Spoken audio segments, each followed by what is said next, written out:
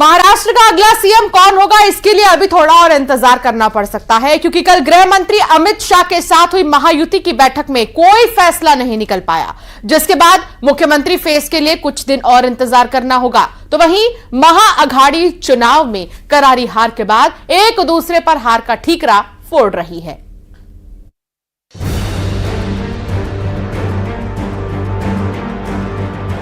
महाराष्ट्र का मुख्यमंत्री कौन होगा, इस पर अभी भी सस्पेंस बरकरार है। दिल्ली में गुरुवार रात गृह मंत्री अमित शाह के साथ महायुति के तीनों नेताओं की बैठक के बाद भी महाराष्ट्र के मुख्यमंत्री पद को लेकर कोई ऐलान नहीं हो पाया है और अभी तक सरकार गठन को लेकर कोई प्रक्रिया भी आगे नहीं बढ़ी है। हालांकि सूत्रों के मुताबिक महाराष्ट्र में बीजेपी का ही मुख्यमंत्री होगा, जबकि शिवसेना और एनसीपी से डिप्टी सीएम होगा।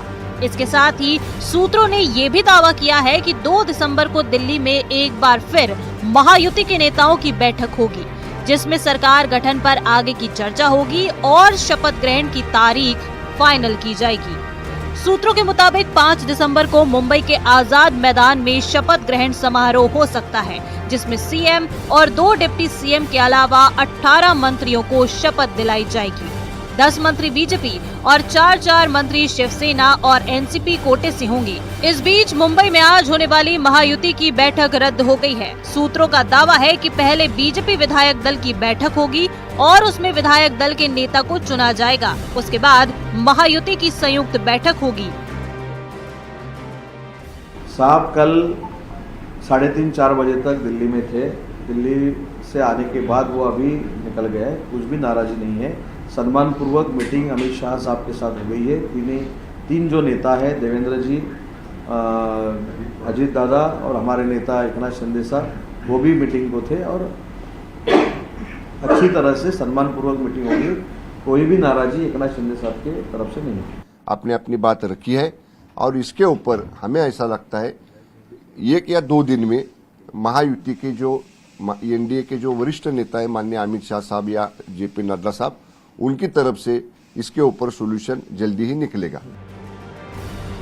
उधर महाराष्ट्र विधानसभा चुनाव में मिली करारी शिकस्त के बाद महाविकास अघाड़ी में भी बैठकों का दौर जारी है, तो दूसरी तरफ चुनावी नतीजों से एमवीए में दरार पड़ती दिखाई दे रही है।